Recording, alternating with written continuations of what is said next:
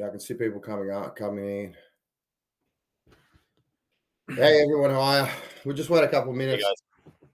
We'll just wait a couple of minutes until everyone shows up so we can start smashing it. So what will happen, guys, is as the name of the session, Josh will drive it primarily. He will show, I guess, how to build a portfolio plan from start to finish, or portfolio from start to finish, demonstrating the features of the product and actually the ease of how you create it. Now we are over close to 1,100 users now for the portfolio, and there's some feedback coming back that people need time to actually learn how to use the product, which is understandable, but we want to highlight how actually easy it is to do it and what the options are and what you can do with it. I think that's very important. So I think for those who are listening, essentially maybe don't have time to actually sit down, and understanding that we're all busy, it's really easy to use and set everything up. And we're going to do many of these sessions just to help you along and educate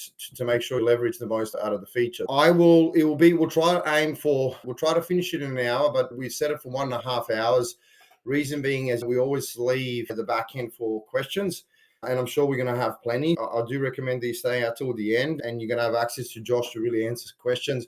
I will need to drop off in an hour because I have to be somewhere, but Josh will stay, and I guess that last bit will be dedicated to questions. So if you've tried to use it, or if you want to use it, or if you listen to what Josh presents now and you have any questions, I really recommend that you stay until the end and you ask all of the questions, and Josh will even show you on the user interface how to do certain things or answer your questions. Okay. So again, the intent is to highlight the software. It's very easy to use. The fact that we hit that critical mass of 1,100 users now, it really is important for us to drive this educational element to really show you how easy it is for you to use. With that in mind, I'll just switch over to Josh to begin. Hey, Josh, how are you, man? Thanks for doing this. Yeah, thanks heaps for having me again, Matt. Appreciate No, it. no, Hey all. Yeah, thanks for attending tonight. I know it's 5 p.m. But yeah, what we really want to do tonight, I want to keep it as simple as possible, just so you get an understanding of end to end. Like, what are we trying to achieve here, and what's the reason why we'll do a portfolio plan in the first place? But more or less, like, how do we go from the start to the end? Everybody has different situations. You can get very complex with it, but let's just pare back and let's just go from the start, which is identifying your client, their needs, and having a discussion around that. What's their goals? Entering in the core information that you need to facilitate it, and why we've actually built it a certain way that we don't need crazy amounts of information. So I'll explain that in a bit more detail. We'll go through the goal tool, which is by far like one of the most powerful parts of the software, just to understand like what sort of cash flow goals your client might want. And really just, or if you're an investor as well, identifying what you think you need versus what actually do you need. So yeah, there's all these little things. And then what we're going to do is we're going to add some properties into a portfolio. And I want to just show the simplicity and how do you identify an opportunity, because quite honestly, a lot of it's trial and error. You figure out that you either can or you can't add a property at a certain point in time. What are the reasons? What's the roadblock at that point in time is really what we want to establish. So we identify the roadblock. Typically, what we're looking at is it's either financial, you don't have the borrowing capacity, you don't have a deposit, or you don't have any equity. Excuse me. And or you just have timed it incorrectly, and you need to wait longer until everything gets to a point where you can afford, or potentially you've got some crappy assets and you want to sell them and change the game. So there's a few different scenarios here. We just want to keep it as basic as possible, because adding properties in the system is extremely simple. And if you have any questions, chuck the questions in the chat, and I'll try and address as many as I can at the end, so we can just keep the flow going. But yeah, I'm going to share my screen now. We're going to access this directly through HTAG, and I'll show you the process. I guess on two fronts, there's the investors, and then there's obviously the buyer's agents. And I just want to highlight something here. That's the system, whether it's for portfolio tracking, or whether it's for an investor, or whether it's for a buyer's agent doing it on behalf of an investor, it doesn't change. The philosophy is the same, the usability is the same, everything's the same, and I'll highlight that. So although we're in an agency account tonight and we're going to be playing around with the agency account, doing it on behalf of a client, if you're the client, it just means you're doing it yourself, right? So that's just, you're the user, you'll just be doing it yourself. Hopefully that makes sense. All right, I'm just going to share my screen now and we'll get stuck into it. Can you see that, Matt? Yeah, I can. Cool. All right. So, just one thing I want to address right from the start. If you haven't already gone into the portfolio modeling section through HTAG, I'll just give you the lay of the land, right? So, get started at the top. There's a portfolio modeling card here. You click on the card, it will open you up. If you are a professional member of HTAG, so you're a buyer's agent and you've got a professional subscription, you will have an agency account. Once you click here, your agency account will be in the top right corner and it will basically be here and it will show you Josh Deckart's agency, for example. And you'll also have your own portfolio here. So the only difference is one is you doing stuff on your own, and the other one is you're doing it on behalf of a client. So you're not in your own client list, I guess is the only difference. One thing I want to address as well is we are about to build out a portfolio forward looking. So there's been a lot of discussion around portfolio tracking. This is the portfolio tracker, the actual portfolio, and you put in every single property you already own if you own something. We put it in this section, and it's like a spreadsheet replacement. This is what in the mastermind community we've been talking about. Get your clients into the portfolio list, like having a list of portfolio tracking clients. So the reason here is that why we'd do this, and these are just all some made up names, is basically you effectively want to be able to segment these max purchase price, usable equity, and portfolio value.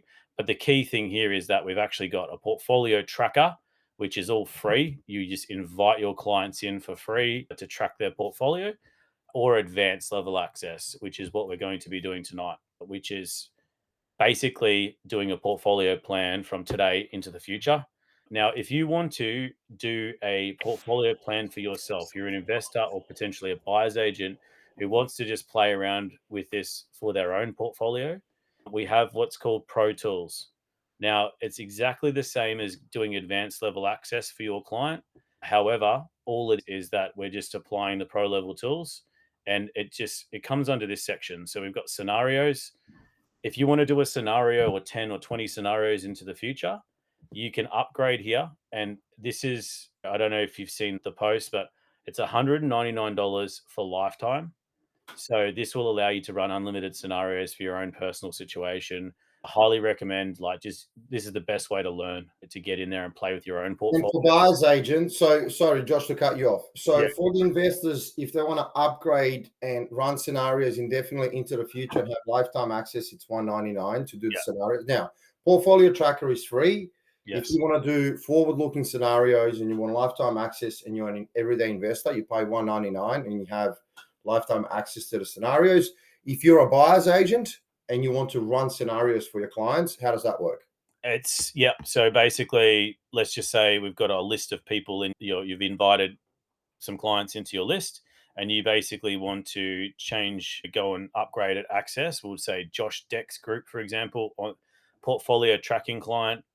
We just want to go upgrade access level. So 3 dots, upgrade access level.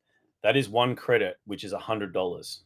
And that is forever. So you've got that client in, you build out a plan, you build out 1, 2, 3, 10 scenarios, whatever you need to build out for that client.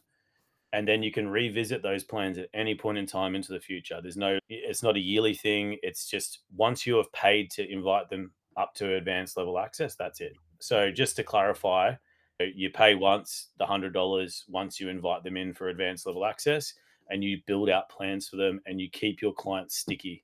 That's the whole idea of the system and having the portfolio tracker. You track, identify opportunities, and then obviously you build out plans into the future.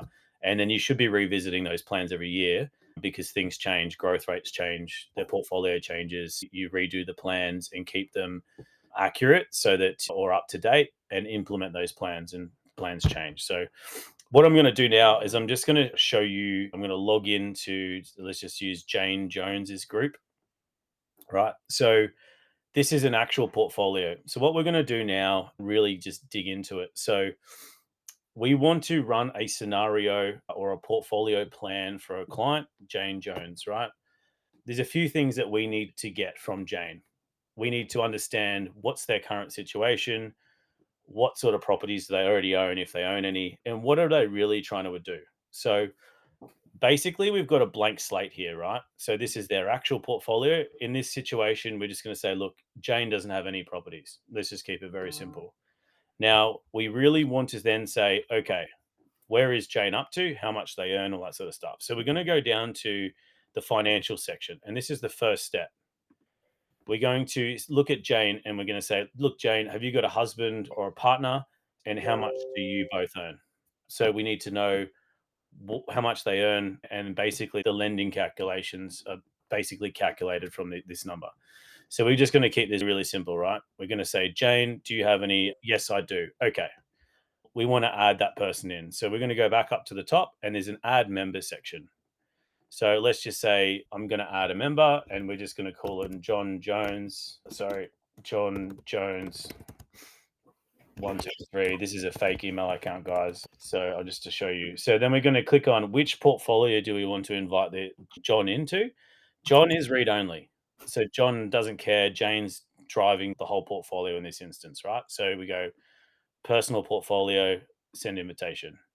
Now, the reason why we've done this, and I just want to be very clear about this, is if you have multiple people in a portfolio and they all earn different amounts of money, the cash flow on your portfolio changes because there's multiple owners and they earn different amounts of money.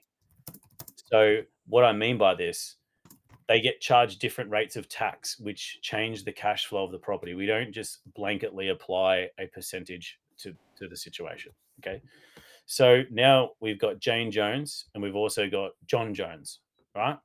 So let's just run an example here that we've got 120,000 income for Jane with 3% annual increases, and we're just going to save Jane's income. Now we're going to put in John's income. Let's just say 100 and what do you reckon, Matt? 120K, right? So a very common scenario. So our household income is about 240K. We see this all the time, right? Now we're going to just follow the bouncing ball: income, savings, goals, liabilities, and assumptions. Now let's just use that they have, say, 230,000 in savings. They've been saving up for a long period of time to buy an investment property, right? The savings we're saving monthly, and we want to apply an annual increase to savings. It makes sense that if we're increasing our income each year, that we should be increasing our savings a little bit as well each year as well, just to keep our savings trucking along, right? So now in this instance, let's just say we're saving, say, $3,500 a month, right? Savings data. I want to highlight that income and savings, it changes over time, and you can actually add in additional savings at points in time. But right now, what we're going to do is we're just going to start with this, and then we'll build upon it. Once we've got our income and our savings, and it's pretty straightforward, right? We need to establish the goals. Now, this is by far one of the most important parts of the process. I agree. Yeah, it's extremely powerful to understand. It's quite telling too. Yeah, it's actually quite amazing. That's what I was just going to show you. So one thing I want to highlight, and I just said it before around the tax, right? Tax is a wonderful thing. So I want to just highlight something, right?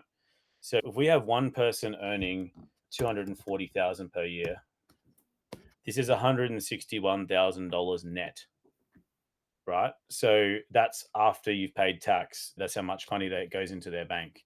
Now, if we change this now and go 120,000 each and see what the difference is, it's 181,000. We've just made $20,000 additional in our pocket because it's over two incomes. And this is where we need to start thinking about these things, because to hit a cash flow goal, when it's actually split between multiple people, it's a lot easier to hit your goals. So that's the first thing. And this is why this is an important process. Does that make sense, Matt? Yeah, absolutely. Okay. So if you are a business owner, you can we put in how much are you going to take as personal drawings. This is the whole process here, is just to make sure that we are only wanting cash flow to satisfy our lifestyle if we were to retire off the cash flow. So what we're trying to do here is really get people in and realizing, hey, wait on a second, do I actually need that much money? And I'll show you what I mean. So I'll just go. So basically, we go to the next step. Temporary expenses. And just when I'm explaining this, just think about the mechanism here. Okay. If you were to retire today, like you were to say, hey, I'm going to live off my portfolio, just off my property, how much would I need to live and just keep living? You then think about it and you say, I wouldn't, if I had a PPLR, I wouldn't want that mortgage today. That doesn't make sense. We want it paid off. Would I need to still save as much as I was saving? So in this instance, $3,500 a month. So what we're really doing here is we're really adjusting your goals into a realistic goal that like gets your lifestyle, the lifestyle that you want, and you can live that lifestyle. And so sometimes you'll don't realize how much you're actually living off. And I'll show you what I mean. So let's just say $1,000 of the car and boat loans. You might have some like education expenses for kids or something like that, right? Now, we don't have a PPLR in this instance. We haven't added a PPLR. We're just going to assume that this Jane is renting. Now, we have got $72,000 a year of temporary expenses. So if we were to retire today, we ideally wouldn't want to be we don't need to save 3,500 a month. We don't want to be paying $1,000 for car loans. We don't need to pay $1,500 for education and childcare. Those things would be gone, right? Because we don't need them. We're going to adjust our lifestyle. So we started with 181,000 net, and we've just $72,000 of that is now gone, right? So on stuff that we won't have in the future, and I'll show you what I mean. So now there's a housing strategy here. Many people talk about rent vesting, rightly or wrongly. That's not a conversation for now. Now, if you have a mortgage and you want to keep your current home, you just select keep current home. Now that just means that we're just going to our goals are basically intending on having our mortgage paid off. If we have a mortgage but we want to rent vest, it makes an adjustment. I'll show you what I mean here. You know what's interesting? I'm just thinking about what you're doing there, man. Like this is a product in and of itself. Yeah, the reason why we put it in there, I think, is we've had a lot of feedback. People want to use this in isolation just to like help clients understand. And the biggest, I'll just tell you straight away, I want to replace my income. Household income's 300K. I want to replace my income. They're paying for massive school fees. They've got huge car loans. They've got a massive mortgage. All that stuff ideally would be gone. So you don't actually need to replace your income. You need to replace a portion of your income, which makes your goal from real estate far more achievable than what people think. I guess is the reason why we built this. So yeah, for example, you can do rent adjustments. If you were to retire today, is the terminology. Would you want to increase where you live in a better place? Would you want to spend $1,500 a week rent instead of 600 or whatever the case may be? You can adjust for that. So in our instance, we're renting and we're paying, say, let's just say we're paying $620 a week. But if we were to retire today, the areas that we like are actually 1,100 a week, for example. It just You've adjusts. got a zero in the front. It's all good. It still works. So yeah, so it basically adjusts your goal now and says, hey, you're actually increasing your rent by nearly $500 a week. We need to change your goal to make sure that your lifestyle adjusted, that you can live where you want to live. Please note, we're inflation adjusting these goals as well over time intentionally so that things are getting more expensive and we're always trying to chase a bigger goal each year. So that's something to note. Okay, so we go to the next stage. So basically, now what we've established is that we're actually living off $134,000 a year out of the 181 grand, and that's like with us adjusting for a far more expensive like house to rent, right? Which is crazy. Like we've increased it by 25 grand a year. Now we want to adjust and say this is not financial advice or anything. This is just to offset our what do we need from property. If you retired today, do you have any other income streams? Typically people will say no and leave that blank. Now, if we retired today, would you want to continue working in some capacity, part-time gig, hobby, whatever it is, and make a little bit of money? Some people might say, look, I'm going to do a little bit of consulting. It's going to be 5 grand a year. It basically will adjust your goal accordingly. And now the biggest one, right? We need to now lifestyle change your goal. So we've already upgraded our house to rent vest into a really nice area. Would we want to go on any holidays or do you already go on holidays? Is that already baked into your numbers? So in this instance, we could say, well, we already go on one massive holiday a year. That's why our expenses are still 100. We're living off 135 grand. Let's just add in another 8,000 a year because we want to go to Europe or we're going to go overseas, right? Is there any other adjustments we want to make? Let's just put 5 grand in entertainment, for example. And now what we're doing is we're pushing this through, and we've just determined what our goal is. So we've just made these numbers up. You'd be amazed at how many people come in at like 50% of their income, to be honest. So what this is showing you here is that we don't need to replace our whole income. We only need to replace 78% of our income for us to be living a lifestyle adjusted, going on more holidays. We've just adjusted our goal to be fitting of the lifestyle we want to live. And that's what we should be targeting for our portfolio. This is the first time I've actually seen, usually online, you see the narrative that you need to fit a certain budget, whether it's 100, 150 or 200 or whatever it is. Arbitrary, yeah. And it's actually, when I really now think about it, I have the same problem in a sense that when people promote areas, they promote areas as if they're all suited for everyone, which means that if you say you need 200K passive income, as if everyone needs that. Obviously, you always want more money, but if you put it on paper and you really adjust it for the goals that you want, you really realize that you don't need that much. And sometimes it goes the other way. And this is a very good conversation piece with your clients, is that they earn 100 grand a year, but they need 190,000 net. That's just not doable, right? You're going to be going to high risk areas. There's a conditioning piece there as well. So it does swing both ways. Now, quite often in multi-income households, you do not need as much as you think you need, because you are paying for crazy stuff like school fees and car loans and keeping up with the Joneses with your new Mercedes and all this sort of stuff. But if you pull all those payments and all that crap out, basically you'd be very surprised at what you're living off. Now, I want to highlight something here too. So the reason why we've put this little section in on the right-hand side is a realization. You do not need 25 properties to be successful, right? It is, you don't need 10, 20, 30, 40, 50 properties, right? If you had a 5% net return today, you need 2.851 million in unencumbered assets at 5% to hit your goal. It's not as big as what people make out, and you just need to really pare this back and say we need to make these goals achievable. Using arbitrary numbers like 150 grand passive income, 200 grand, 300 grand, 400 grand really lacks the context. Just figure out exactly what you need, adjust it for lifestyle, and then hit the ground running. That's the process. Well, if I was a buyer's agent, I think apart from the psychological profile of the customer and how to actually work and manage and communicate with them, this is the first thing that I will do. This is the first step in the process. And sometimes we've had buyers agents we've done strategy sessions for. Their clients, they just want to build the biggest building by building the biggest building, and they've got massive incomes. They don't care about cash flow and all this sorts of stuff. So sometimes it's not applicable, but for the general masses, I guess the goal is, hey, I don't want to work forever. I want to replace my income. Okay, do you even need to replace your whole income, or can we replace a portion of that and still get the desired result? I guess that's what we're trying to aim for here. And the more you can do, like the little side gigs and all these sorts of things, it just offsets what you need from property, right?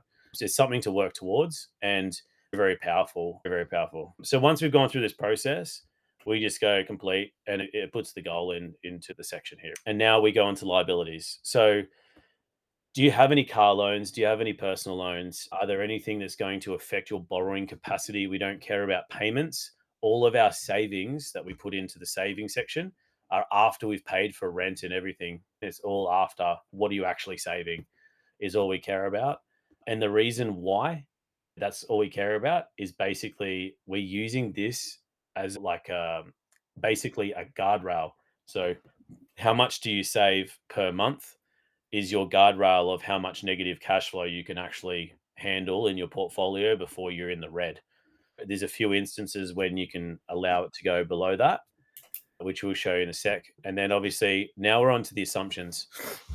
Just for context, we want to keep assumptions to an absolute minimum. It's impossible to not have any assumptions. So basically what we're going to do here is we're going to leave our debt to income ratio. If anyone needs some clarity around this, I think you should all be pretty whipped up, but basically how much debt you can hold in comparison, like relative to your income. Don't like changing this if we can avoid it, unless you're changing it down because you've got 25 kids or something and you know definitively that your broker said, look, you've got closer to a DTI of 5, for example, then change it to 5. Going the other way and increasing it to say a 7, 8, 9, 10 doesn't make sense because you're changing every calculation in the system. So just something to keep in mind. We allow broker overrides, which I'm going to show you in a sec. For buyer's agents and for people just playing around with it themselves, add in a buyer's agent fee for using a buyer's agent. are very important. We want to use this, put this number into the calculations. And then we've got property loan type LVR settings. You can put in up to 100% LVR and purchase. Now, this is to do with equity extraction, and really we set it at the baseline 80%, and we make the user change it. And the reason why the user changes it is because it's a comfort level thing, it's a risk thing. Do they want to pay LMI and that sort of stuff? So I typically would change this to 88% for resi and leave commercial at 70% and just save assumptions. So I've talked a lot to explain it to you guys. This is follow the bouncing ball stuff. Add your members, make sure you put your incomes in for the members, and then follow the bouncing ball across the board. That's it. It takes about 3 minutes to set up. And then if you have a robust conversation around goals, it might take you 5 minutes to talk about goals. That's all we need to do, right? And now we've got all our numbers in ready to rock and roll. Does that make sense? Okay, so now we've got a blank slate, and this is the portfolio tracker. So if you did have properties you already own, you go to the property section, add new property, add in any properties you already owned up until this date, up until today. So anything you currently own, you're just following and inputting all of the information on that property. Very, very simple. Now, what we're going to do is I'm going to leave this as a blank slate, and we're going to go into building out a portfolio, but we're basically duplicating your real portfolio, like your portfolio tracker, or your client's portfolio tracker. All we're doing is duplicating this. So I'll show you how we're going to do this. We're going to go to scenarios. All right. So this is what I was saying earlier. If you are in like an investor and you want to continue to build out the forward looking, you just click upgrade and it's the lifetime access. If you are a buyer's agent and you want to do a plan for your client, this is how you upgrade. So we go back into our client list by clicking on the top left corner. And then we're basically going to click onto Jane Jones portfolio tracker, click on the 3 dots, upgrade access level, and then click upgrade. Now, as Jane Jones, if you've got 100 clients in there, you can search, segment, but now we're just going to click back in. We can now go into the scenario section. So we've got our actual portfolio. We're just going to say, let's create a scenario. The actual portfolio doesn't have a property in it yet. No, So it you don't doesn't. put any properties. You just put financials and all of the other stuff. Yeah. Yeah. And then what we're doing is we're duplicating, because this client doesn't own any property, right? We just want to run a forward-looking plan. So we're just copying this and just going, let's just copy this and let's build something out. So now we're going scenarios, create scenario, and we're just going to go like residential purchases, click on normal portfolio because it's outside of super.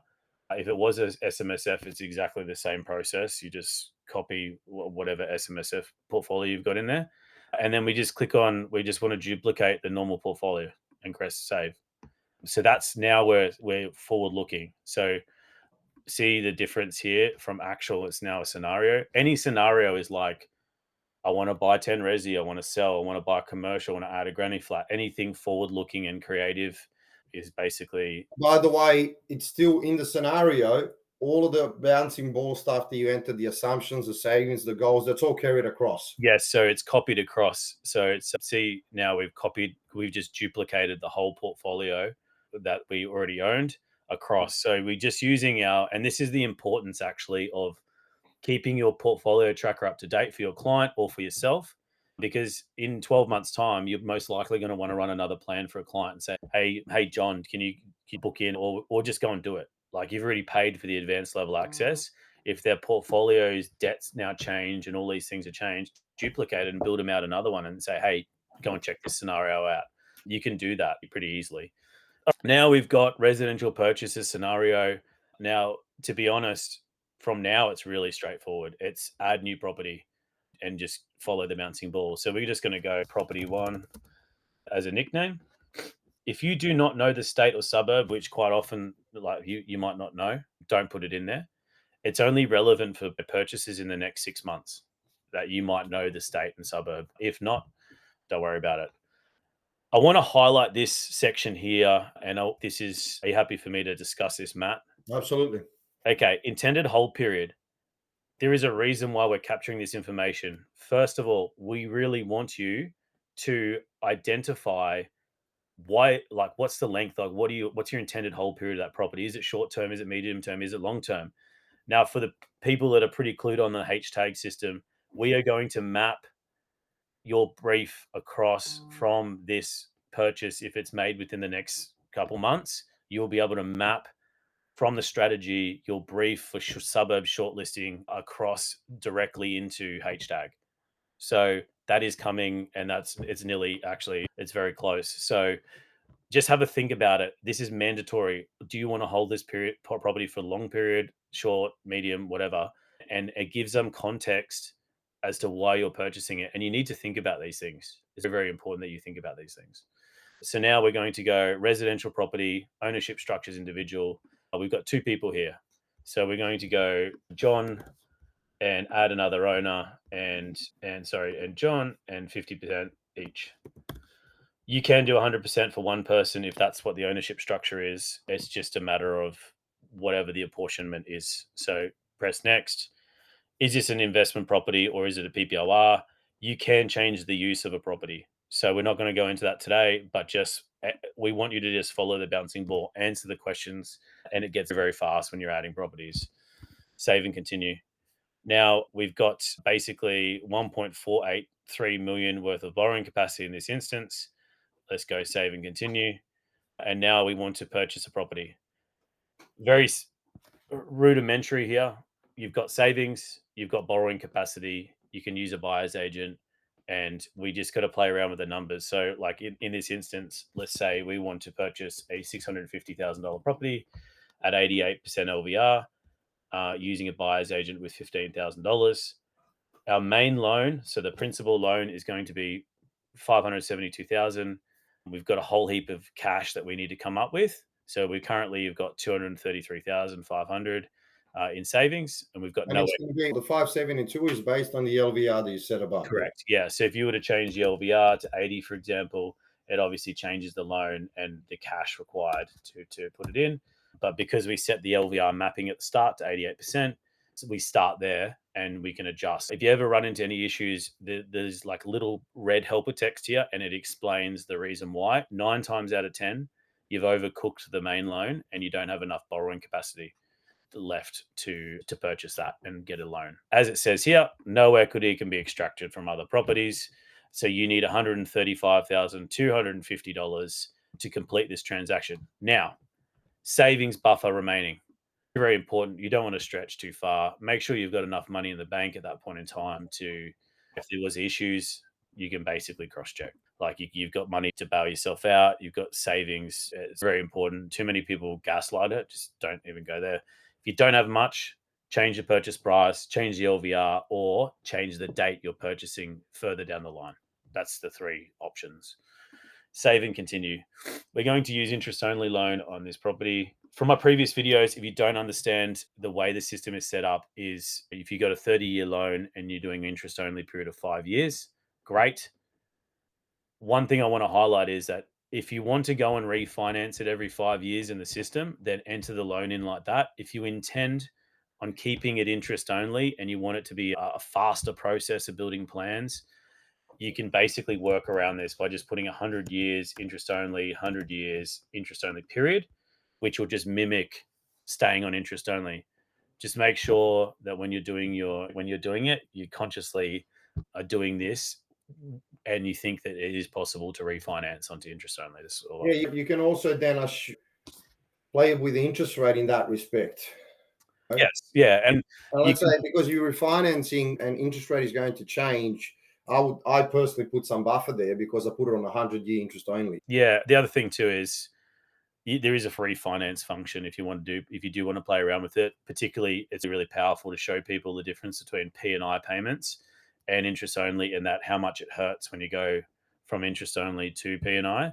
So yeah, you can visually see that if you do it, but we're going to stick with 100 years just to make it like looks nicer.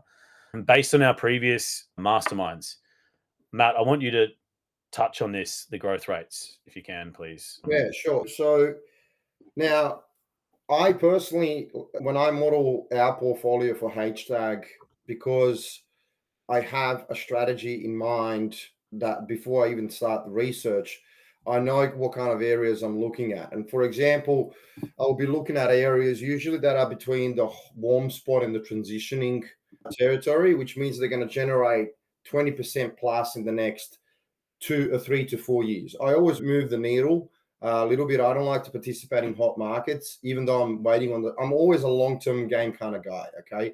But this is purely for me, which means that I like to enter markets a bit sooner and not compete with a lot of people and make sure that I buy the right asset. So that means that I function on an equity extraction timeframe, if you want to call it, but I think that's a wrong term. We'll probably change it to a market heat indicator or a growth target. What we're saying is a growth target of 20 to 30% or 3 to 4 years, which will be the equity extraction time for 3 to 4 years. Now, with that in mind, I therefore assign different growth rates at different time frames. Okay. So for example, if I'm looking at a warm spot and a warm spot that has high levels of affordability, high levels of socioeconomics, as a reducing supply, but the demand is not improving, it's only improving short term, and it's generated 2% growth in the last year. Given recency bias and the fact that the demand is improving short term, I would say it might generate 3 to 5 in the next. So I would actually put 2025 to 2026, I will put 5% growth. Right? Yeah. Then I know it's going to start steaming up. Demand will be improving because of everything else I've analyzed and the research that I did. So it's like a back and forth iterative process a little, just so you know. I do put it adequately as much as I can, just so the projections are accurate and I know what I'm dealing with. So in the next year, I might put 10. In the third year, I might put 15. And then in the fourth year, I'm reverting back to the mean. And I'm looking at the GRC, looking at where that projection reversion to the mean actually lands for that area, whether it's 2% or whether it's 6% or whatever that is. And I put that, for example, for the next, let's say in the first 4 years, as Josh has outlined, then the next four, I'll put a reversion to the mean average, which would be, let's say, 5 by looking at the GRC and interpreting the Zapiio pages. And then I can even go further than that and go in the next 4, or I can just average indefinitely thereafter. But for the first 5 or 6 years, I definitely try to put as much accurate information as I can, because that's going to really stimulate the growth of the portfolio and the trajectory. Depending on your level of sophistication when it comes to interpreting data, I can practically infer the first 4, the next 4, and then the 4 after. If I'm assuming that the cycles will repeat and they last anywhere between 1 to 4 years, I can infer what's going to happen and assign those figures, but I try to put it in exactly. And this, what I do is, as I said, I look at the Zapiio pages, I look at the supply and demand, relationship. I look at what affordability base I'm starting from, which equals steam, meaning that hypothetically, if I'm entering a very high socioeconomically advantageous market and an side of 9 and 10, so a high level of affluence, and are starting from a very high affordability base or a very low years to own index, I know that market has term steam, so I assign a higher average there on those bases as well after the 5 years. You can do it that way as well. Now, as I think Angus has asked in Mastermind, we are doing integrations. See, this is the interesting bit. When I run strategy sessions with clients, now you have this goal matching process where if you go through the goal matching on HTAG, and by the way, now that Josh, for example, is asking you to put in how long you hold the asset, the goal matching is also going to be pre-populated for those who are using Zapiio and HTAG. But let's say at the moment you do the goal matching, it would spit out a filtering algorithm, a shortlist, and it will pre-populate the decks for you. You don't essentially need to think about anything. I was overruled when it comes to that. I want people to think what metrics they assign in the same way that I want people to think what growth targets they need to expect at certain timeframes. However, we will provide an automated option that pre-populates everything across. But this forces you to really think, okay, what is the market going to deliver at X amount of time, and then lay out the growth rates accordingly, because the charts then are much more accurate, and it provides you with a larger base of explanation that you can actually give to your client. It improves your service dramatically. Yeah, awesome. And if you just, quite frankly, if you just put 5%, you're really just selling yourself short. Like you. Sorry, Josh, you showed me, sorry to say, a 2% difference on a 30-year mortgage term is $1 million. It's crazy. So it's, yeah, sorry, I cut you off, Josh. No, you're fine. You're fine. Yeah, we just got to get a little bit more nuance with how we do it. The modeling preferences, as compounding works, the higher the returns at the start, obviously let time do its thing, and it really changes the modeling. We're going to use 4.5% here for the rent, calculates the rent amount automatically. Rental growth rate 3%, completely up to you what you want to put in here. So I've seen some people put some crazy stuff in there. I'd probably err on the side of conservative, just naturally. I'd rather undercook it than overcook it. So you could go 2.5 or 3%, noting that many areas actually increase crazy before they go up quite a bit before you get the capital growth. Now, total expenses. There's two options here, right? If you are adding a property into your actual property portfolio tracker, use the breakdown. It means that when you do your cash flows, it just is a lot nicer to know where the money's going. But yeah, like for the purposes of modeling things out, let's just go say 10K worth of expenses generally. Expense growth rate, again, we are inflation adjusting this stuff, but we want to have a growth rate in expenses as well. So just put in the percentage. Just one thing to touch on, we do everything financial years. However, when we're adding properties, we don't just calculate it on like 2025, 2026, 2027. If you can notice here that it's actually everything from exactly when you put the property in, the 12-month starts. So it's staggered depending on the properties. It's not just like a simple growth rate assumption applied for a calendar year. We're doing it down to the date that it was purchased. Depreciation, again, I've seen some crazy numbers be put in here so far.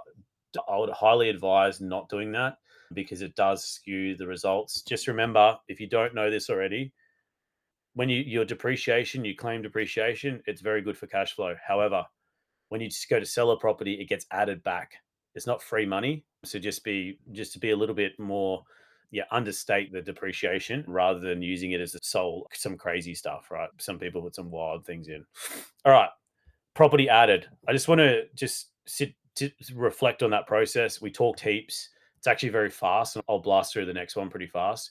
All we are doing is adding multiple properties over time. It's very straightforward. So the setting up didn't take that long, but realistically, it's about identifying when to purchase next and managing cash flow. So I'm going to show you the cash flow, and this is arguably the most important part of building a portfolio. Cash flow is oxygen. If you do not have cash flow or not enough cash flow, you will hemorrhage and you start selling assets unnecessarily. Okay. Now, cash flow. I want to just highlight something. This is our goal that we set before. It's quite far away at the moment, right? So we're just going to turn that off. And this is the cash flow of this portfolio, right? So we're starting negative. Remember, we used cash as a deposit. As soon as you start using equity, it starts taking a lot longer to get cash flow positive. So just keep that in mind when you're building it out. We also include offsetting. I'm getting lots of questions about offset. Now, we are going to put some new line items here, which will show you the exact numbers of the property without offset. But if you see here the yellow line, that is what the cash flow would look like if you don't offset anything. It's terrible, right? So just to keep this in mind, if you have And the offsetting is assuming that all of the accumulated savings are going into the offset. So basically, this cumulative savings balance of 163,000 is offsetting the debt on this property, which is obviously making the cash flow better than what it is. As you can see, there's quite a large difference here. And then obviously, as time goes on, your savings is getting more like higher and higher, which means you're offsetting more and the cash flow is getting better over time. Now, this savings won't be there for very long. We're about to purchase another property, but it's just something to consider. If you're getting your cash flow numbers are crazy, like really good, and you're like, why are my cash flow numbers so good? Go and have a look at how much savings you've got at that point in time, because if you're offsetting large amounts of debt, obviously it benefits the cash flow. Now, we've actually had some instances of late that is like millions of dollars in cumulative savings. So you've got heaps and you're fully offsetting debt.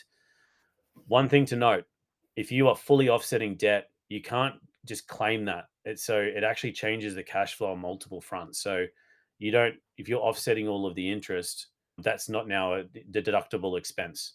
So it changes the cash flow of the property portfolio a lot. Very important. Yeah. Very important. Very important. One thing to identify anything you're like, oh, that cash flow doesn't seem right. Look at the accumulative savings or go to the cash flow chart and just have a look. So we're interest only loan, which means we've got $0 being paid off the principal. But if you see a trend of total interest payment decreasing over time and it's interest only, it means you're starting to offset. And I can show you here, like in FY35, for example, you're only paying $452 worth of interest. So if you go to FY35 and click on it here, how much savings have you got? You got 600K in savings. You're basically offsetting your whole mortgage, right, at that point in time. And that's why the cash flow is spiked. Just have a look at the numbers and sit down and reverse engineer it, because it's generally speaking very simple. It's just a matter of you've got so much savings and it's offsetting. Does that make sense? Okay. What are we going to do here? We want to always preference velocity of cash. So when we're building a portfolio, the cash flow over this period of time is we want to preference getting properties as soon as possible. And the reason is we can increase the velocity of our cash because we've just got more time. The more properties we get in a shorter space of time, the more that time can do its thing, and it compounds. Cash flow gets slightly better, and then it builds, and it builds faster. It means you don't need to buy as many properties as well. I just want to elaborate to touch on that. You don't need 10, 20, 30 properties. You just don't need it. Some other things to consider. When are we going to purchase again? We've got in FY27 is the peak negative cash flow. However, it's only negative $4,000. You need to understand, is this something that I'm willing to weather the storm, that negative $4,000? Yes or no? So this cash flow threshold, we click on this. This is basically your savings, which is $3,500 a month, inverted and made it negative. That is how much we've got left to play with. Buffer, like cash flow buffer, not actual savings buffer, before we are really like hurting. So the only time, and it tells you how many properties you can actually lay until you actually come to that blue line. And yes, obviously you allow for contingency to see how much you want to be close to it, but it's a perfect way to see what you can actually put in permitting your cash flow. it's very rudimentary, but very, very simple and very handy to show a client that's apprehensive about cash flow considerations. You say, look, actually, you are saving $3,500 per month. And based on the modeling here, which in this instance, I would be using the yellow line, because if we were to use all of our cumulative savings on the next purchase, we're going to have no savings offsetting, right? So I'd be using the yellow line in this instance and saying, hey, we've still got 2 or 3 purchases, to be honest, if we really wanted to. Now, does borrowing capacity allow that? That's another question.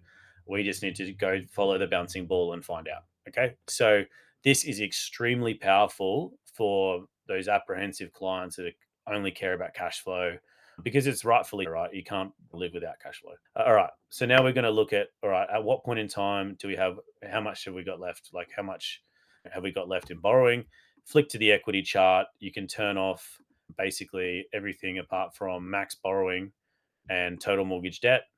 We've still got heaps of room here to borrow. Like, we've got a lot of room. This line here is how much debt we can basically take on. This is basically how much debt we've got. We've got a lot of room there, right? At FY27. Let's do it. Add new property. The trend here is figure out when you can purchase, add a property. Figure out when you can purchase, add a property. Figure out when you can purchase, add a property. And you figure out when you can purchase, but looking at your crash buffer, which is the blue line, and looking at your borrowing capacity, which is the difference between, if you go back, sorry, Josh. No, you're fine. You're fine. Which is the difference here between the yellow and the red line. Yeah. So we're saying we've already used this amount of debt, but we've still got so much left that we can play with. That's an easy check.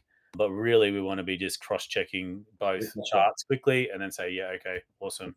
Once we've got heaps of properties, you can actually use this and look at them in isolation, flick between them. But like, we're trying to keep this as simple as possible, right? So add new property. All right, property 2. I'm going to do this a bit faster now. And yeah, individual name. Right. Select hold period. Let's hold it for 7 years plus. Residential, individual name. Let's go John, add owner, Jane. I know this sounds like it gets repetitive. It's actually very fast once you start doing it. We'll be implementing tools at some point to speed this up even further. Our current borrowing capacity in this month that we went to purchase, which is in December 2025, is 1 million, roughly 1,086,000. Is that enough to purchase? Hell yeah, let's go. Next. Now we've got usable equity at that point in time of not a whole lot. We've only held the other property for a month. It's really not going to cut the mustard. Okay. We've got 102 grand. We've got limited equity, and we've got $1 million in borrowing capacity. We need to identify the bottleneck, right? If we're using a buyer's agent, that's 15K. Let's put in a 650K purchase, right? The purchase price is too high. Available borrowing savings cannot cover the purchase pricing costs, right? it puts us in a negative savings buffer, which we don't want. Now, this put simply, you need to wait. To be honest, this is the easiest way to do it, is just to say, look, we're trying to purchase too soon. We don't have enough cash. We don't have enough equity. We've got enough borrowing. So we've identified our bottleneck. Very simple. We've identified that we've got not enough cash deposit or equity to purchase, and it's putting us in a crappy spot. All right, let's revisit what date we want to purchase. So we just go back and you just play around with it, right? 2026. Let's just try and purchase in June next year. All of the same details, save and continue, save and continue. We'll have a little bit more borrowing at that point in time as incomes have gone up, and so has the rent. And now we've got 123 grand, usable equity 16K. Has this done the job? It's just process of eliminate, like Yeah, but process. see that usable equity as well is because you layered it more contextually from analyzing the suburb's potential. It gives you a more correct amount in that instance as well. Yeah. Yeah. So look at this, right? 650K purchase at 88%. We need basically, we've only got 3 grand of buffer. Now, if you're happy to do that, once you put in the buyer's agent fee, like you're crazy. Now, what do we do?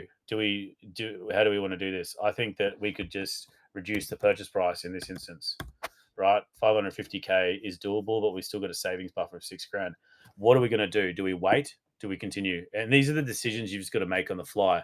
Now, when we do strategy as a service for buyers agents and plug into their business, we don't do this live because we want to just get the best result. So we sit down and fiddle with this and get the best result. So in this instance, I'm just going to say, look, let's go back. Let's let time do its thing. Let's go to the start of 2027. Or May 2027. Let's go then and see where we're at. Very simple. So similar sort of borrowing. We've got enough equity. We've got a bit of equity. We've got some cumulative savings, but it's now starting to look good. 650K purchase using a buyer's agent. We need 135K. We've got a savings buffer of 25 grand. All right, I don't want to do that. Let's use some equity. Use equity from other properties. The max we can get is 57,000. Okay, that's fine. Let's use equity. Add equity loan from property one. And now we're going to go, all right, let's do it interest only. And the max we want to extract is $57,000. The max we can extract from this loan, if you can see here, is 57K. The interest rate is going to be, say, 6.19%. That's fine. 30 years, let's just go 100 years, 100-year interest only. We need 78 grand of savings, and it leaves us with an 82 grand buffer. I'm happy with that as the advisor. It puts us in a position where the cash flow won't be too bad. We're using some equity, maximizing our deductibility. Save and continue. Now, what loan do we want for the big one? Interest only, 100 years, 6.19%. I hope this is making sense. It's follow the bouncing ball. Very easy, yeah. We do exactly what Matt said before. We want to still preference. We want to go 5. We're going to go 10. We're going to go 12. And then we're going to go 6. And then we continue. What sort of yield will we want? Now, at that time, you won't know. Let's say you're modeling a portfolio, so you won't know, what markets those markets will actually be. 2027, you won't know. Yes, you won't know. But however, you will still using the methodology, which is supply scarcity, increased affordability, and all of these other stuff, and you want an equity extraction time frame of 3 or 4 years, you still be able to find those markets in the future, 2027, but they might be located in Tasmania, not in. Yeah, correct. And it's the exact same philosophy. So we use the same rationale: high pressure markets, warm to hot spots. Get that. We definitively want to use data to make that decision at that point in time. So that's what we do for all of our subsequent purchases. So now 11,000 in total expenses at that point in time, depreciation $1,000. Conscious of time here, guys. So I'm just going to start pumping through this. Now we've got the additional purchase in, and you can see that gap is now a little bit more narrow, right? Turn off the cash flow threshold. What does it actually look like? We're still sitting at like peak debt. This is it's costing us 21,000 to hold these 2 properties, right? It's pretty good, to be honest. So over 30 years, it's going to take a while for this to get positive, but this process is just repeatable. Adding in additional purchases. We're doing individual name tonight, but it really is follow the bouncing ball. It's not difficult. It's about identifying the opportunity and then executing on the opportunity. Now, how do we get to this inflation adjusted goal? Well, we need to stack properties and let the properties do their thing. And then at a later date, we transition to commercial or transition to a high cash flow rooming accommodation, or you might have financial advice. It really comes down to you, what you want to do, the strategies you have for your clients. But to be honest, all this is putting the pieces of the puzzle together and trying to solve a problem for the end, which is the goal that we started with at the start. And the best way to do that is to accumulate multiple assets, let them grow, and manage the cash flow manage the cash flow. So let's add another property in. As you start stacking them up, it gets bigger and bigger, and you've got more to play with when you get to FY45 or FY50, and you say, like, let's sell all those assets, and then we've got a whole big chunk of cash that we can deploy into other higher cash flow assets.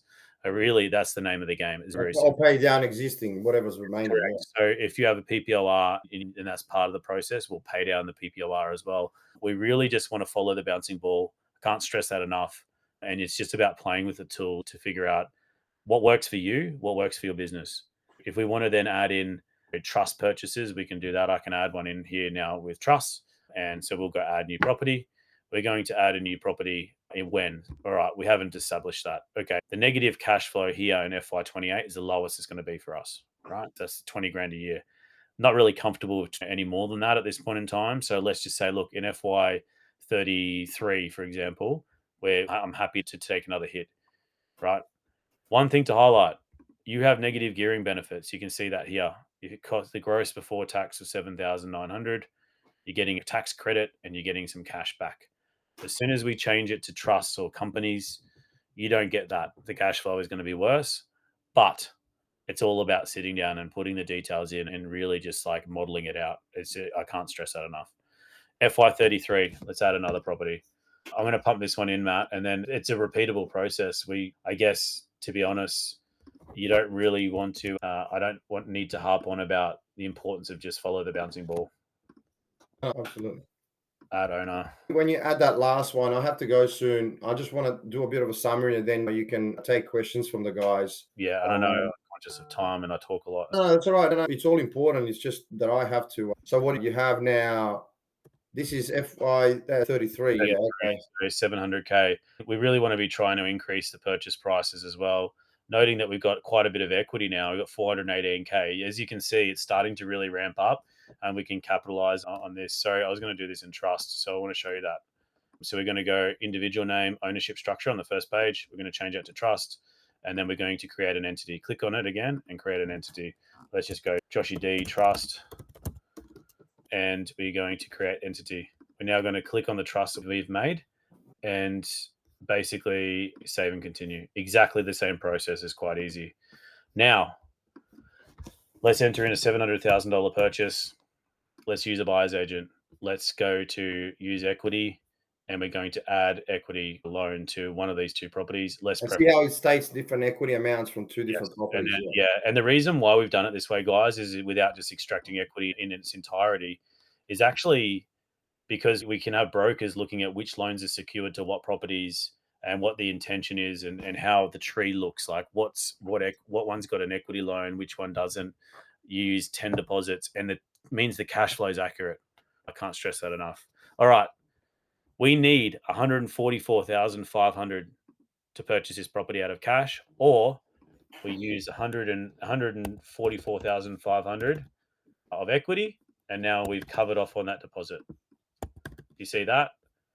It tells you the max amount of equity you can take from that property is 329. We only need 144,500, and we're going to light it up. Cool. And then we continue. We still got heaps of cash, guys. Very important to keep cash. Next, interest only, 6.19%. Next, let's go. You can see how you can start getting a lot faster at this. Let's go 5, 8, 10, 5. That's fine. Next, continue.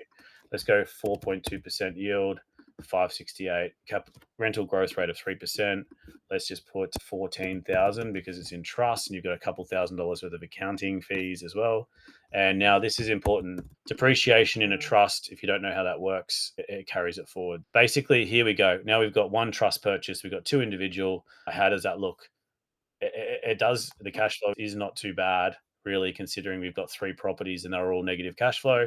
How does that look? You see how powerful this is with having the cash flow threshold. I think we're really basically at a comfortable level here. Now, how long is it going to take for that property to self-service in the trust? I guess is the question that most people would ask. Well, you can see, go to all properties and go and click on property 3. It is going to take a long time, FY53, for that property to self-service. So there's a few things we can do here. We can add granny flats, we can increase the rental yield, we can add bedrooms and do renovations. You can do that all in the system as well. So basically the idea here is that we're building this out over a period, and then we're going to basically try and hold these assets as long as possible or managing cash flow, and then we sell those assets or we use equity. But I want to show you something, which is where it gets quite powerful. Property 3 in FY 3054. All right, we're going to now go into add a new property in FY 54, and I just want to show you something by way of example. And this is where for you guys that want to nerd out on entity stuff, property 4. Now we're going to purchase in trust 2 and continue. All right. I know we're conscious of time, guys. That pretty much shows you the way that you add properties, and you just keep building and you just build and build until you get your desired result. I guess that's the important thing. Now, because we already owned a property in an entity, whether it's a company or a trust, we can see the cash flow status of that trust. So it tells you, is it self-servicing or is it not self-servicing? Basically, what's happened here is that we've got 2.65 million in, this is kicking down the road quite a bit, 2.65 million of borrowing capacity. If we needed to and wanted to expedite, and what you would say is cloak or exclude liabilities is what you would refer to, you can exclude this now. It is basically self-servicing, which means as you can see, it's got a net income of 18 grand. The expenses are covered by the income. Watch this mechanism. Untick. You've just gained 300 and something $1,000 worth of borrowing power. Borrowing capacity, yeah. So that's where you can start using trusts. And then obviously, for example, if you excluded that and you continue on, it now reflects in the new numbers. And then you've obviously got a huge savings balance, you've got huge equity. And at this point in time, you would be able to go into some crazy deal, say $3 million or $4 million or whatever the case may be, and you need 555K. You've got a fair bit of borrowing, heaps of savings. You could make this deal work and you can transition to cash flow, right? So it is very, I guess, important to just follow the process, but you need to preference high quality, high growth residential assets at the start and just concentrate on accumulating while managing cash flow. That's pretty much it. Yeah. So I think thanks, Josh. I think to highlight the ease of the use of the actual software and how important it is, you need to enter your information at the bottom first, your savings, you work on your goals, assumptions, all of these other things that you enter, or the existing portfolio that you have. And then when you're building scenarios, all of that is carried across, and you're literally just following your cash flow threshold as well as the borrowing capacity, which is another graph to see whether you visually to see whether you can borrow. But this information will be given to you as you enter new properties, because you have warning signs that says, okay, you maxed out your borrowing or whatever, and you just go back, you change the date, and you layer as much as you can in order to get a full portfolio plan with the current financial circumstance, as well as the increase in the financial circumstances, i.e. increase in your savings rate, etc., etc. It is literally that easy. The other thing too, Matt, to add, we're going to be putting in some new things. People need to understand the mechanism. We will be showing shortly a little cards here that shows you whether it's self-servicing or not. So you can identify at a point in time on the graph, you just click across. If you have used a trust, you'll be able to identify at what point is it self-servicing. Remember, this is all after tax. Like, these take into account cash flows with tax. When you're borrowing, you haven't got to the point of tax yet. But just to alleviate the confusion, we'll just tell you when it self-services, so you don't even have to log into here and play around with it anymore. We're going to make it as easy as possible. But yeah, as Matt said, you got to log in and just play around with adding properties, and it's very simple. Everything is built off your actual portfolio, and then you just adding additional purchases to it. and you really just follow the bouncing ball. I can't stress that enough. And if you're a buyer's agent and you're buying for a client for first property, the actual portfolio will have 0 properties. But Yes. what you need to do is you need to insert the savings rate, all of their personal information, and then you literally copy that across the scenario, and then you start layering. Okay. Yes. And so that's just on that, Matt. So if you're a portfolio tracker, you've got a client, you just while we're here quickly, click on the up here in the top right if you're an agency, click get invitation link, create an email and just make a template saying, hi, so and so. For example, I want to give you access to a portfolio tracker. You can create this list with all portfolio tracking clients very simply by just sending an email saying get invitation link. This is a custom link for your business and it will create this list for you. So you'll end up having all these portfolio tracking clients. One buyer's agent sent it to 20 previous clients and booked in 6 meetings in 1 week that they could go and try and obviously get more deals out of those clients. And at the same time, they also charge for the strategy sessions as well. So it's quite powerful just to identify opportunities in your existing clients. You've built trust with them and you've done the right thing by them. This just allows you to keep on top of it, and the clients have access to the tracker too for free. Yes, correct. You know Yeah, what I mean? so the client will just log in, and just to the if you do want to play around with the pro tools for your own portfolio, which will be pretty beneficial to be honest, because as time goes on, we're pushing the next purchases that you're making through this process. So that's about to come out. Portfolio modeling effectively turns into the brief card, which goes into the suburb shortlisting. So you'll be able to shortlist off your strategy for your next purchase, Yeah. which is pretty powerful. And then just to reiterate, to upgrade, if you're in a portfolio tracker, just go to scenarios and just click upgrade, and that will upgrade you personally. But if it's a client and you want to upgrade them, just It's the 3 dots on the three right hand dots and side. go upgrade access like this, Yeah. upgrade access. But if I'm an individual investor and I'm starting to invest and I insert my information, I actually know first and foremost, it's the essentially goal setting because you will actually know how much positive cash flow or how much money you need to realize your lifestyle. I think that's the most important thing. And that's in the essentially free portfolio tracker.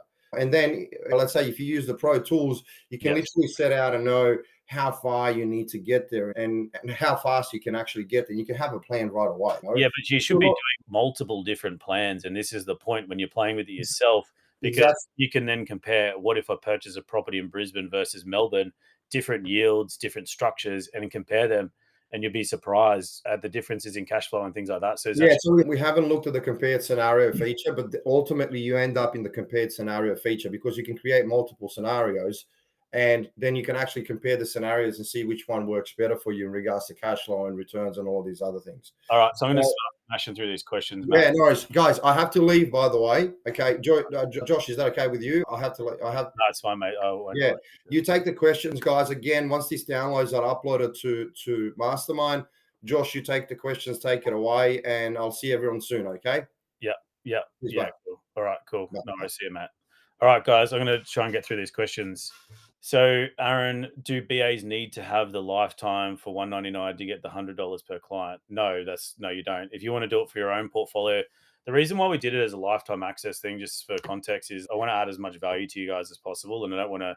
Yeah, I really don't want to be changing pricing and stuff. Just add as much value to HTAG community as possible. But that's the reason why we've done that. Will it stay at 199? Probably not, to be honest. But for you guys, we want to try and do the right thing by you. So basically, $100. All right, Timothy, if you're an investor and you're keen to run pro tools for your own scenarios, but you also want to use a BA to invite you as a client, would you recommend? Okay, so there's 2 things there. You won't be able to edit the buyer's agent's plan that they make for you because the buyer's agents put a lot of time and effort into building out the plan for you. So that's read only to you. So if you want to run your own scenarios and run your own fancy plans, then I would highly suggest you just do that. And then you can obviously compare what you can come up with if you have any issues. But the buyer's agent will basically you wouldn't change your financial planner's plan, I guess is the point. So there's 2 different things there. The inflation adjusted numbers, we're going to put the helper text. They are actually adjusted. We're going to put the helper text underneath to say what it is in equivalent, like in the equivalent dollars, if that makes sense. So rather than having a button that says go and inflation adjust this, it will basically tell you so you can visually see the difference in where it is currently versus what it would be in the future. So that's Timothy's question there. How does it not cross over financial advice and planning territory and liability if wrong assumptions or advice being modeled across a matter of financial projections? Okay, this is a portfolio modeling tool. Property is an unregulated product. Now, if you're going and telling people to set up an SMSF, that's where you're going to get in hot water. Now, what we are doing here is identifying the best opportunities or the best course of action for you and your next property purchases by comparing scenarios. So basically, to answer your question, don't go and tell clients to set up an SMSF just so that you can use another entity. That's not okay. However, if a client wants you to model out property within an SMSF, that's fine. But property itself and modeling out property is not actually financial advice. The reason why we need incomes and things like that is so that we can figure out what the calculations are for that. Now, with the goals, if you saw at the start with the goal section, it's very important that with the goals that we're saying, if you have any other income sources, we don't care what those income sources are. It doesn't really matter.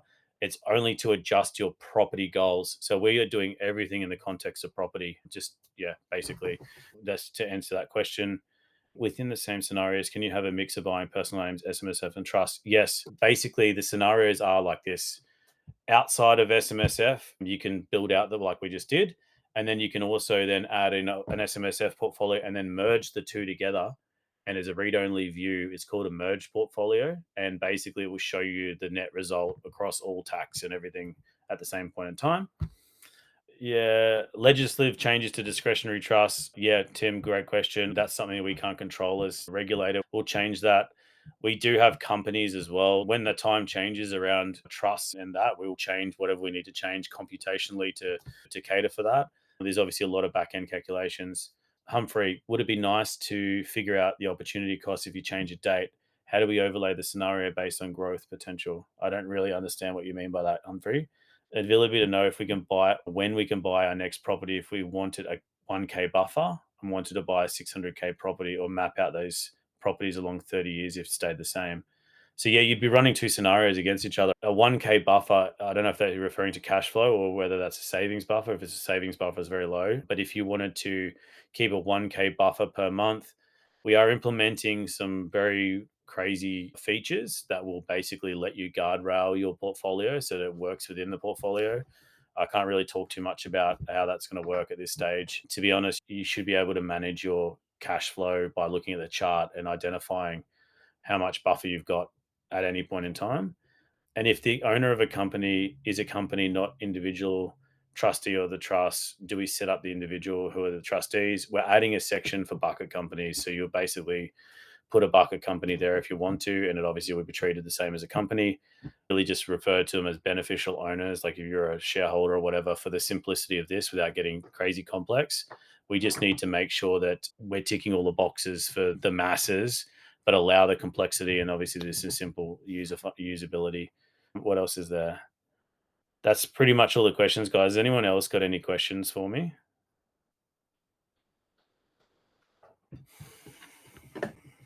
Humphrey's typing. So I'm just going to go back to your question, Humphrey, here. So if we wanted a 1k buffer and wanted to buy a 600k property and map out all of those properties along 30 years if all stayed the same. Yeah, sorry. I'll just wait for you guys to come through. See what you could afford on different date would be nicer to compare the opportunity lost if I bought a 500k now or a 600k in 2 years. Yeah, so Humphrey, to answer your question, run those scenarios so you can actually, let's say, all right, I'm going to purchase one now and I want to do the other scenario. You just duplicate where you're at and then run another scenario, and you do it in 2 years' time. You add 600k and versus the 500, and then you do the compare, which we didn't get into because we're doing one portfolio. But you then compare the two scenarios against each other, which shows you exactly the cash flow numbers, the equity, and yeah, go from there. Someone's raised their hand. Yeah, go for it, bro. Just waiting for Humphrey and Gaurav. But yeah, to answer your question, like it's all got to be like you really want to be comparing multiple scenarios. You'd put a fork in a road. You'd do one scenario and say, hey, what if I did this or what if I did that? You can then duplicate what you've already built and then fork in the road and add in different ones. It's the same process. Yeah, lack 100%. You can reach out to me. Yeah. So you can reach out to me direct at josh@zappio.io if you want to. I am going to put a link in Mastermind, which is for anyone that wants a walkthrough or any has any questions. Humphrey, I'll just share my screen. It's we run those individually and screenshot or capture manually. It's not easy to compare. Is that talking about this system? It's not easy to compare because there's a full comparison tool, which I'll just show you quickly, Humphrey, so you get a bit of an understanding of what I'm referring to. Can you see my screen? Basically, here, Humphrey, there's an A/B section here, and you can just pick between the different ones you want to compare, and you can see the differences. So the comparison is quite easy. You just got to build the scenarios. It'd be great if we could automatically build them for you, but there's a bit of a nuance to them. It tells you the best and the worst, and you can compare up to three. I hope that answers your question. And how to edit loan details. I know, Roman. Yeah. So basically, click on the three dots next to a property and go to refinance, and you can refinance it at any point in time. Yeah, it's pretty straightforward. You can basically change from P&I to interest only or vice versa or whatever you need to do. And then yeah, or you can go into edit property. If you just added the property, go in and edit the property. So hopefully that answers your question, Roman. But yeah, Humphrey. So yeah, the comparison is obviously one of the most important parts of the process. Definitely don't need to screenshot anything. It's just about having those scenarios there to compare. You can compare SMSF against SMSF or normal against normal and merged against merged. So, for example, if I have one scenario one individual name and then scenario three SMSF, I can merge those together and then compare that against scenario three at normal. And like you can get quite crazy with it, and then you can compare those against each other, so you can get a very good idea of what's which way is the best way to go. But yeah, just to have you got any other questions, Humphrey, or you're happy with that? But yeah, my longer question about if you had a couple with 300k income, 400k says use trust to buy properties at 650k automatically at the best time if you can afford. Can you map these automatically at an optimum time to keep the buffer you prefer? Yeah, Humphrey, that's going to be coming. Yeah, that's going to be coming. That's a quite computationally heavy thing, but yes, that is. You, yes, to answer the question is we are working on a feature that will basically automatically plot them out for you at the best possible time. So you'll have to set the guardrails. It's impossible for it to automatically do it with no guardrails set. So potentially maximum negative cash flow, what growth rates, what minimum purchase prices, all that sort of stuff. And we basically, it'll then model that out into the future. Does that answer your question? Is that sort of what you're after? That would be like an almost automatic plan. And then you'd set the guardrails of, I want to accumulate for the next 5 years, or I want to do this, or incubate and hold for 10 years, and then I want to do this. That's going to be coming with time, but it's a big feat. And I think that everyone would appreciate that. Yeah. Okay. So Humphrey, if you're in your system now, I can just show you again quickly. I'll just show you again. Basically, inside your so if you're in an agency account, obviously it's got the portfolio tracker. But if you were in your own account, so just into your as an investor, you click on scenario and then click on upgrade, and it says 199 lifetime, and you just go through the follow the bouncing ball. Pretty straightforward. All right. The other thing too, if you are confused and you need us to do it for you, we can do that as well. I'll put some notes in the mastermind community. Has anyone else got any other questions?